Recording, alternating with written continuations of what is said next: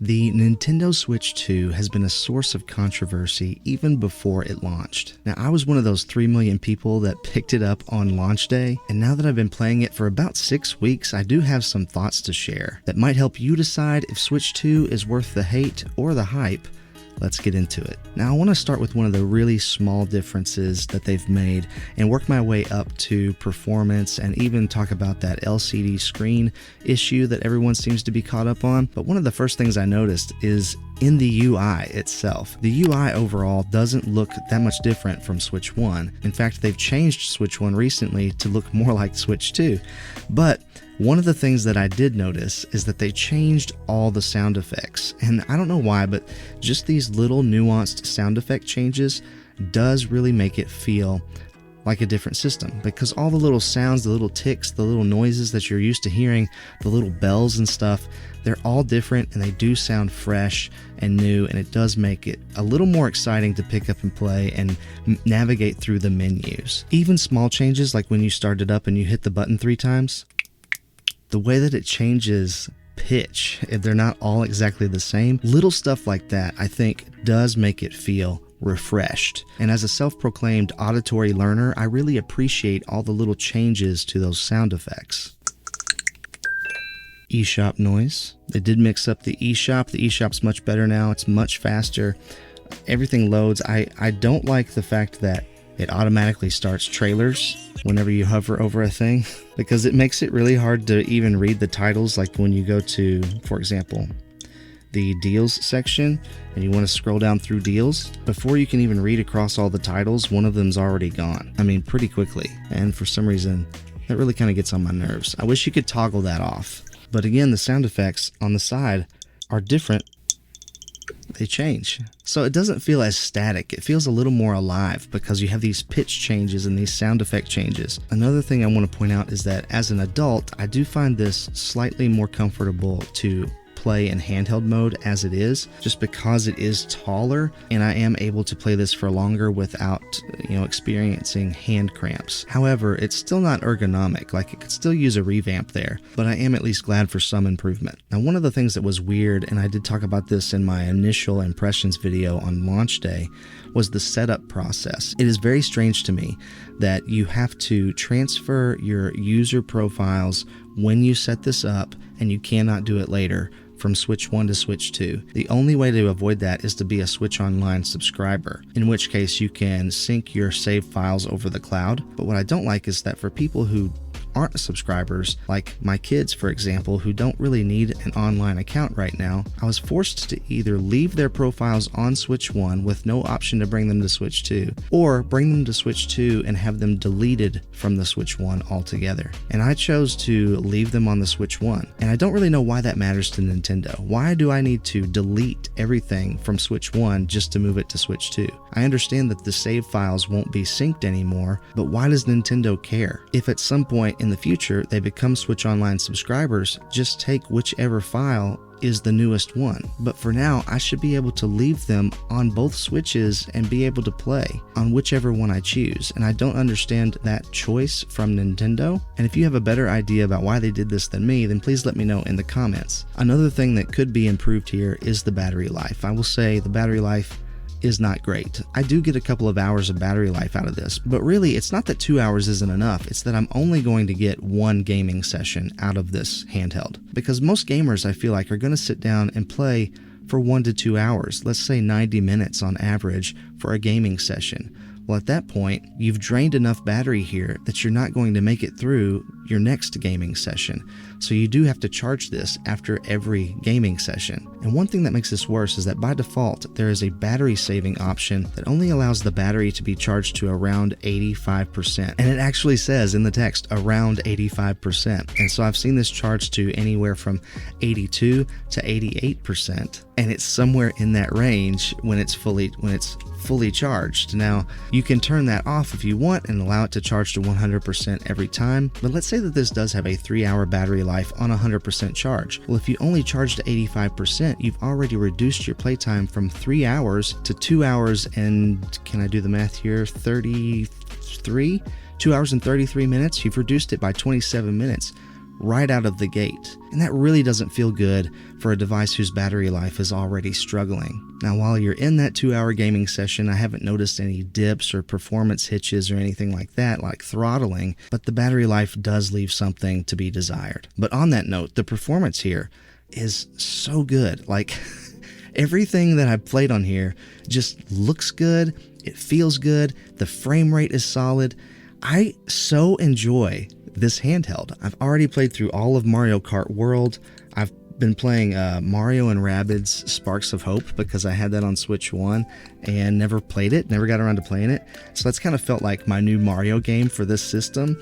And it's such a great game, and it's really smoothed out the frame rate. I know it had some frame rate issues on Switch 1, and this is just perfect. It's flawless now. Street Fighter 6 performs awesome. It has been so fun playing Street Fighter 6 on here. I'm terrible at fighting games, but this has been great whether I'm docked or in handheld mode. I've really loved it. I never got around to playing Resident Evil 6, which I know is like one of the most hated Resident Evil games, but I played probably 3 hours of that on here, and it is really pretty. Like, it almost looks like a current generation game. Like, it's just such a gorgeous game. Bowser's Fury, all the problems fixed in Bowser's Fury. I've tried Splatoon 3. I already beat all of Arkham Asylum, and I just finished Batman Arkham City, and they were so fun to play. And let me just throw this out there, that this is like the 7th time I've purchased those games. I have them on PlayStation 5, I have them on Series X, I have them on PC, and I found myself choosing to replay Arkham City on the Switch because it looks and plays so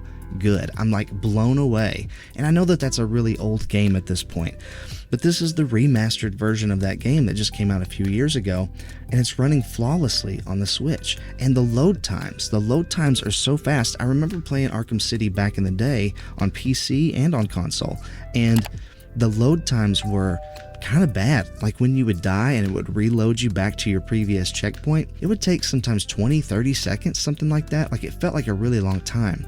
Here, Arkham Asylum is almost instantaneous. It is like 1 to 2 seconds and you're back in the action. Arkham City is a little bit longer because the areas are just bigger. There's more to load in, I think. But even that is like 3 to 4 seconds and you're back in the action, and it just feels so good. And honestly, it's the same way even with the newer games like Street Fighter 6 or Mario Kart World. Like, the load times are just almost not there, and we are just not used to that on Nintendo hardware, and so it just feels so good to finally have that here on the Switch. Now, I know one of the complaints about the Switch 2 is that there's nothing to play. There's nothing to play on it. And I think that mostly stems from the fact that the games that were launched with the system, most of them are games that we've seen on other systems in the last few years. And so they don't feel like new games. They feel like old games because they're ports. They are old games. And there's only been a couple of actual new games, and one was Mario Kart World and the other was Fast Fusion, and those are both racing games. And so it just feels like, it kind of feels like there's nothing to play. But when you take into account that you can take all of these older games, all of the Switch 1 library, pretty much the entire library, and play them on here without all of the drops in resolution, because a lot of games use dynamic resolution scaling in order to keep a more steady frame rate. And even then, sometimes you would have frame rate dips on the Switch 1 because it was just old hardware. All of that is gone here. It's almost breathed new life into those older Switch 1 games, because you don't have the drops in resolution and you don't have the drops in frame rate. And then on top of that, you put the fact that your load screens are significantly reduced, and suddenly it feels like, man, I've got a huge library of awesome games that I can play on the Switch 2, or replay on the Switch 2, but even better than before. Now, there's been a lot of controversy around the LCD screen, and I do want to address that. Now, I don't think that anyone who is bothered by this is lying about it. I think that they are showing actual results that they are getting. However, I want to humbly express my opinion, which is that the screen has not bothered me. And I want to just look at this footage for a second. I took some slow motion video, and I want to point out here on Street Fighter 6 that when you look at the fighting in slow motion, I just don't see it. Even in slow motion, I don't see things being refreshed too slowly. And this was recorded at 240 frames per second. Like, when you look at this paint effect, when people do these awesome combo moves, to me it just looks like it's there and then it's not there. I just don't see these after effects or this motion blur that a lot of other people say that they see on the screen. And Street Fighter 6 is a very fast-paced game, and I feel like if there was any game that you would be able to notice this on, it would be that. But I also took some footage of Mario Kart World just to get a different example. And what I do want to point out on this game is that while I don't notice this blur on Mario himself, on the things around Mario, off in the distance, like check out these flags here, you can see that there is a trail behind the flags as they move across the camera. But on Mario himself, I just don't see it. Even on the cars as he passes that car, I see some trailing on the cars, but I don't see the trailing on Mario himself. And this does make me wonder if to hit that 60 frames per second, sometimes what developers do is they half the frame rate on objects in the background. So if your main character is moving at 60, the stuff in the background might move at 30. Or if it's moving at 30, the stuff in the background might move at 15. And they do that to alleviate some of the processing power so that they can reach that 30 or 60 frame per second cap that they've set for the game. And I wonder if that's what's going on in some of these games, that people are just mistaking for a low refresh rate on the Switch's screen. I don't know, but I wanted to throw my opinion out there just to help maybe alleviate some of your fears or concerns about picking a Switch 2 up, because for me it hasn't been an issue and I have mostly been playing in handheld mode. So all that said, the real question is the Switch 2 worth it? And I think that depends on who you are. If the only gaming system you have is a Switch 1, then I think this is absolutely a worthwhile upgrade. It is a true next generation Switch, and I really wouldn't hesitate to recommend it to anyone. But if you already have like a PS5 and a Steam Deck and you're not really into Nintendo franchises, then no, it's probably not worth it, because the main draw here is going to be Nintendo exclusives. I don't think that means it's okay to hate the Switch 2, but do you need one?